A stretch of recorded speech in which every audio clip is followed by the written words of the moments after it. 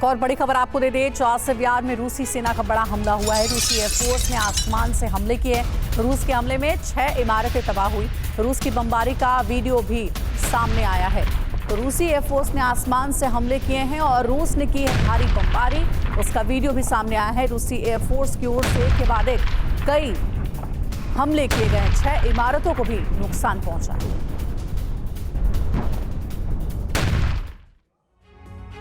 रूस के खार्किव विध्वंस का सिलसिला जारी है। नाटो से अब तक भरपूर हथियार नहीं मिलने की वजह से यूक्रेनी सेना लाचार है और रूसी फौज लगातार बढ़त हासिल कर रही है। खार्किव के कई इलाके पूरी तरह से खंडहर में तब्दील हो चुके हैं। डोनेस्क में भी यूक्रेन की सेना को कई मोर्चे छोड़ने के लिए मजबूर होना पड़ा है। भारी तबाही के बीच स्वीडन यूक्रेन के हवाई कवच को मजबूती देने वाला है।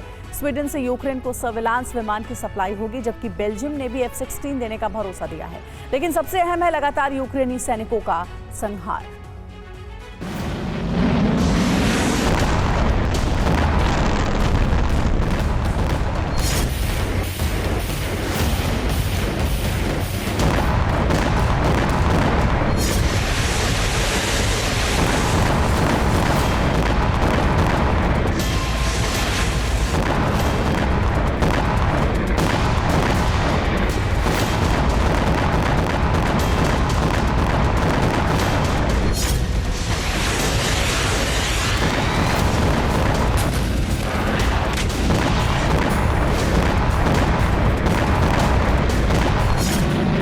डोनेस्क चल रहा है, खार्किव धधक रहा है।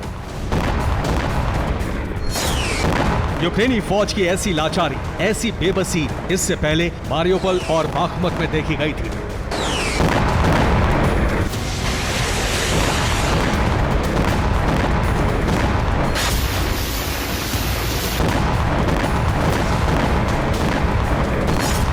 खार्किव के बड़े बड़े इलाके बाख्मुत के तरह ही वीरान हो चुके हैं। इमारतें खंडहर बन चुकी हैं। जमीन का रंग बमबारी और मिसाइलों के प्रहार से काला हो चुका है।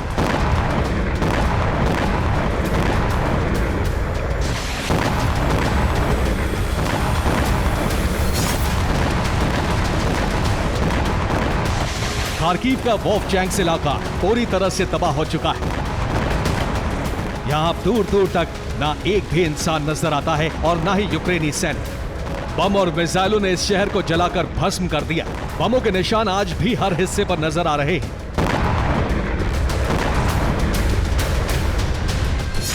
वोल्फचैंक्स की आबादी 18,000 थी। WHO ने इस इलाके से 14,000 लोगों को निकाला है। माना जा रहा है कि यहां बेसमेंट में छिपे सिर्फ 100 लोग हो सकते हैं।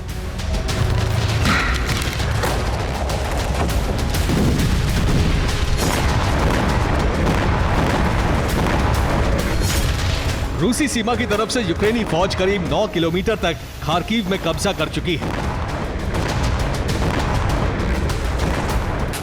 खार्किव को जल्द से जल्द खाली कराने के लिए रूसी फौज अब थर्मोबैरिक बम का इस्तेमाल कर रही है, जिससे बड़ी तबाही हो रही है।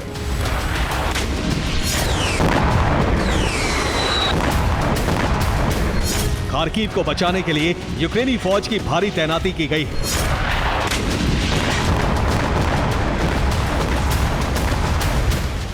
रूस ने यूक्रेन के एक MiG-29 को गिरा दिया। एक ही दिन में 31 यूक्रेनी ड्रोन को भी गिरा दिया गया।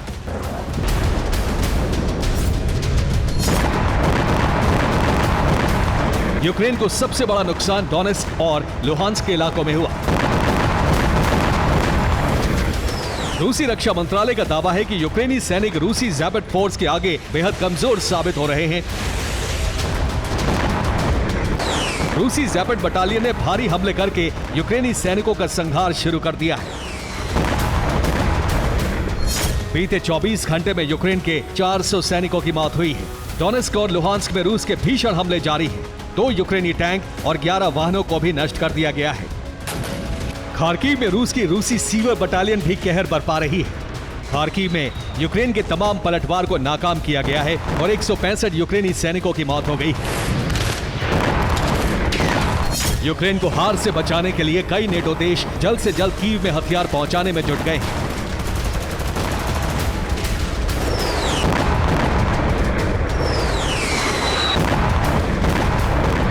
यूक्रेन की हवाई कवच को मजबूत करने के लिए जल्द ये आसमानी जासूस यूक्रेन के आसमान में चक्कर लगाता दिख सकता है।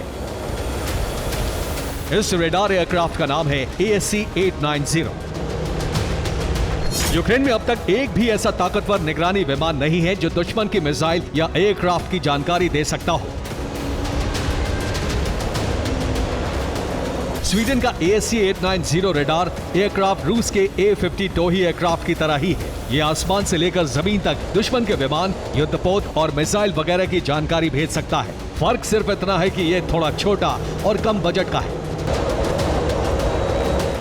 ASC-890 रेडार एयरक्राफ्ट की वजह से अब यूक्रेन को रूसी मिसाइल और एयरक्राफ्ट का अलर्ट समय से पहले मिल जाएगा, जिसकी वजह से कम एयर डिफेंस के बावजूद यूक्रेन दुश्मन के हमलों को नाकाम करने में कामयाब हो जाएगा। ASC-890 एयरक्राफ्ट 20,000 फीट की ऊंचाई पर उड़ान भरता है और एक बड़े इलाके पर नजर रखता है।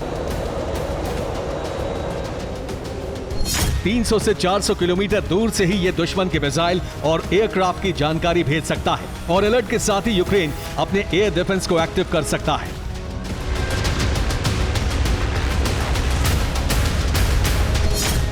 विमान जहां भी मौजूद रहता है उसके 500 किलोमीटर के रेडियस पर यह नजर रख सकता है और उम्मीद है कि इससे रूस के हवाई हमले नाकाम होंगे।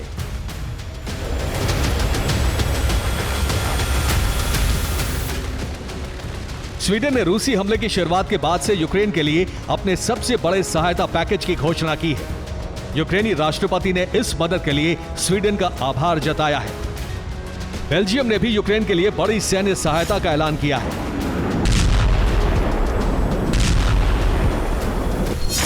बेल्जियम से 30 F-16 फाइटर जेट की सप्लाई की जाएगी, लेकिन इस मदद में बेल्जियम को कुल 4 साल का वक्त लग जाएगा।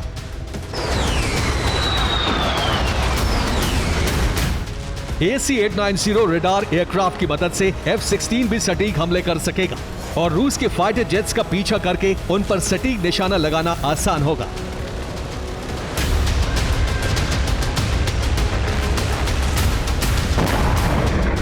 ज़ेलेंस्की के लिए हथियारों का ऐलान अमेरिका सहित कई देशों से हो चुका है।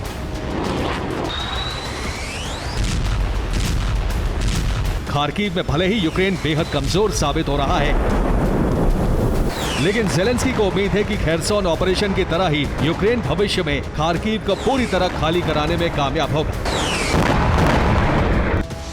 अमेरिकी हथियारों का जखीरा और F-16 के आते ही यूक्रेन हारी हुई बाजी पलटने में सफल होगा। Bureau report, TV9, Bharatvarsh.